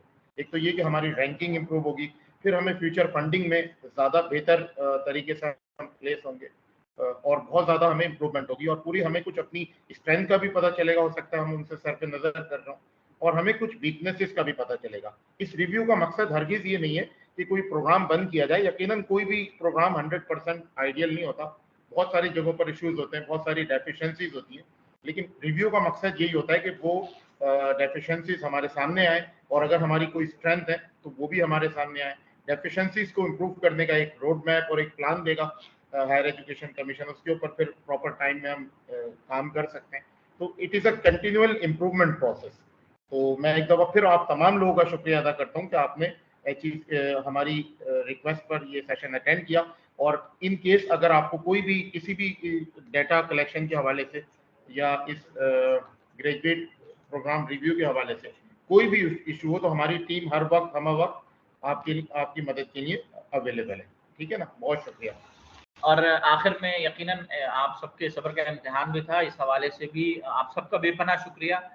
क्वालिटी इन्हांसमेंट सेल आप उस ग्रुप पर भी जो कि बनाया गया है पोस्ट ग्रेजुएट के हवाले से भी, और generally departmental heads, focal persons, centres के हेड्स उसमें मौजूद हैं, आप उस पर सवाल पूछ सकते हैं। डॉक्टर साहब भी जवाब देंगे, गाय बगाए मैं भी जवाब दे सकता हूँ। फिजिकली यहाँ डिपार्टमेंट में भी QEC में भी आप यहाँ पर भी हमें पूछ सकते हैं, ईमेल के जरिए से भी अगर कोई क्यूरी है आप पूछ सकते हैं।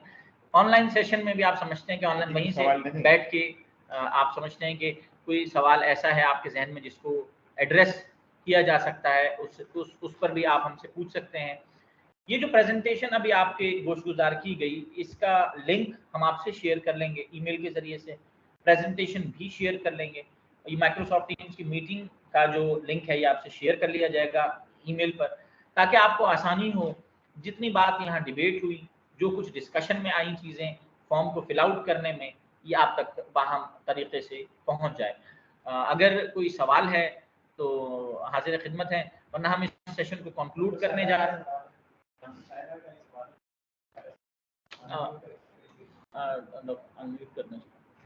डॉक्टर सायरा गालिबन उनकी जानिब से कोई सवाल था।